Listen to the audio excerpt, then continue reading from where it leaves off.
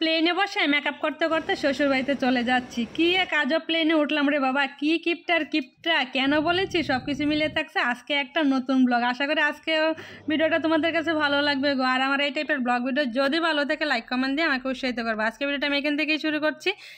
এটা হলো আমাদের ঢাকা শাহজালাল ইন্টারন্যাশনাল এয়ারপোর্টে চলে আসলাম। মানে আমাদের আজকের ফ্লাইট ছিল বিকেল 5টায়, তার মধ্যে অনেকটা আগেই চলে আসছি বাসা থেকে। মানে যদি জ্যাম ট্যাম পড়ে, যেহেতু ঈদের বন্ধের মধ্যে ছিল সেই জন্য জ্যাম একটা বেশি পাইনি, খুব তাড়াতাড়ি চলে আসছি।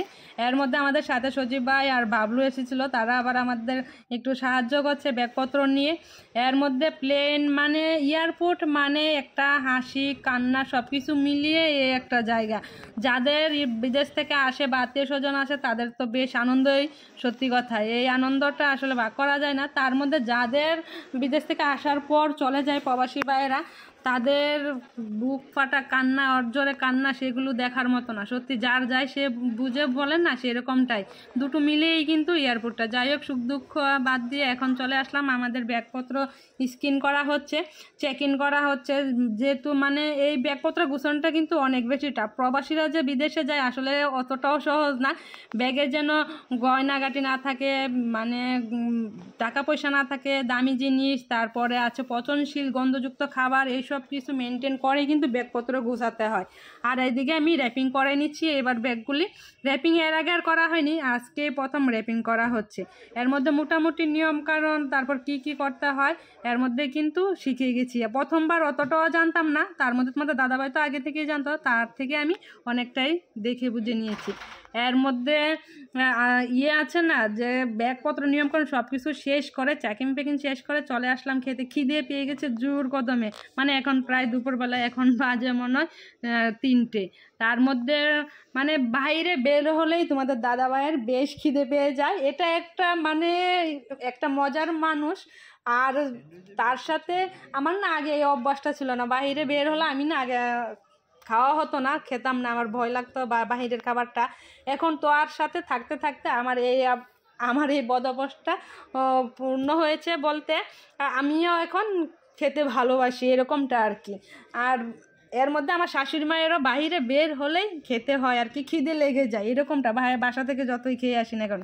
তার মধ্যে খেয়েছি কী খেলাম ভুলে যাচ্ছি দেখছো।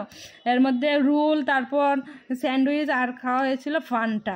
তার মধ্যে সে তো বিল দিতে গেল, বিল দিতে গিয়ে আসছে না, অনেকটা সময় নিয়েছিল। আমি তো ভাবতেছি বিল দিতে এত সময় লাগে কেন। আসার সময় আবারও দেখা যায় চিকেন বান নিয়ে আসলো, প্যাটিস নিয়ে আসলো। বাঙালি মানেই একটু খাবার শেষে মিষ্টি, সেরকমটাই একটু মিষ্টিও নিয়ে আসছে। মিষ্টিটা কম আর কি, ছানা মিষ্টিটা বেশ ভালো ছিল মিষ্টিটা। এইদিকে আমাকে দেখাচ্ছে সস কীভাবে দিয়ে খেতে হয়। সসটা আমার একটা আবার বেশি পছন্দ না, বুঝছো। আর এদিকে আমি বলতেছি তোমার এই খাবারের চক্করে আমরা না প্লেন মিস করি, বুঝছো, ফ্লাইট মিস করি। সে বলতেছে কখনোই না, আমাদেরকে নিয়েই যাবে, না নিয়ে যাবে না, কেননা আমরা সব কিছু পূরণ করে ফেলছি ফর্ম, যার যা নিয়মকানুন থাকে। এর মধ্যে তোমাদের দাদাভাই আজকে একটু ভিডিও করে দিচ্ছে, তাকে দিয়ে তো ভিডিও করা মানে চারটিখানি কথা না। আর সূর্য যে আজকে কোন দিক দিয়ে উঠছে আমি সেটা ভাবতেছি, বলি কিন্তু করে দেয় না, জানো তো।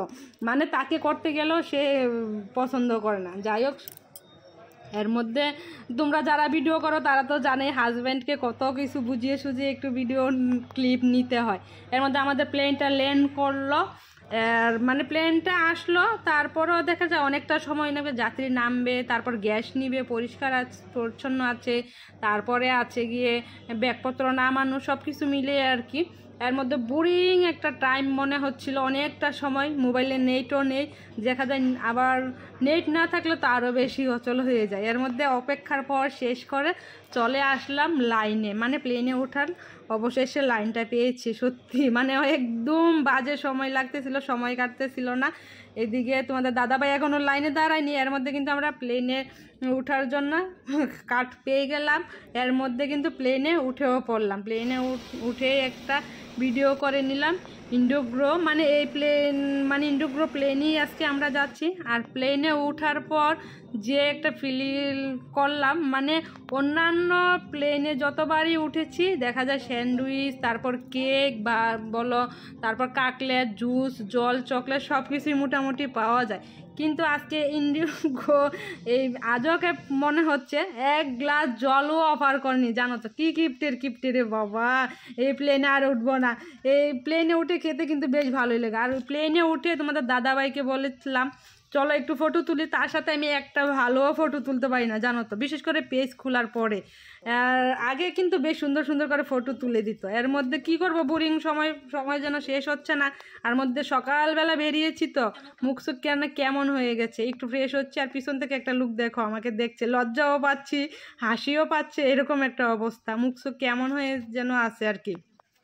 যাই হোক এর মধ্যে একটু ফ্রেশ হয়ে নিলাম, লিপস্টিক দিয়ে নিলাম, আর সেই জন্যই বললাম কি কিপটা ভিডিও শুরুতে তো বলেছিলাম। যাই হোক এর মধ্যে একটু ফ্রেশ হয়ে নিয়েছি, আর মুখটাও আমার কেমন হয়ে গেছে, একটু ত্বকের যত্ন নিতে হবে আরও বেশি করে। যাই হোক এর মধ্যে সন্ধ্যা হয়ে গেছে, এখন তো 8টার মধ্যেই সন্ধ্যা হয়ে যায়। আর প্লেনটা যখন উঠে না তখন বা যখন নামে তখন কিন্তু একটা মানে একটা ঝাঁকুনি আছে, কেমন লাগে। প্রথমবার বেশি হয়েছিল, এখন আর তেমন একটা লাগে না। আর তোমাদের দাদাভাই কী বলছে, একটু বুট বাদাম থাকলে তো মুখে দিয়ে রাখতে পারতো, খেতে পারতো। প্লেনে তো আর কিছু নেওয়া যায় না তেমন একটা, তারপরও নেওয়া যায় না সেরকমটা না, কিছু তো নেওয়া যায়। ভাবি তো প্লেনে দেয়নি। যাই হোক প্লেন থেকে উপরের সিনগুলো দেখতে কিন্তু বেশ ভালোই লাগে। আর দেখা যায় একটা সময় স্বপ্ন ছিল একটা প্লেনে ওঠার, সেই স্বপ্নটা তোমাদের দাদাভাই পূরণ করলে, এর আগেও আমি বলেছি। তার মধ্যে এখন আমরা অনেকটা সময় পর প্লেনটা কিন্তু নিচের দিকে ল্যান্ড করছে, সেই জন্য তোমাদের দাদাভাই এমন করেছে। এর মধ্যে নিচে নেমে এয়ারপোর্টে কিন্তু যে ফর্ম ছিল সেটা পূরণ করছে, এর মধ্যে শ্বশুরবাড়ি চলে যাবে। চলো তাহলে আজকে ওটা এখানেই শেষ করছে, আবার দেখা হচ্ছে নতুন ভিডিও।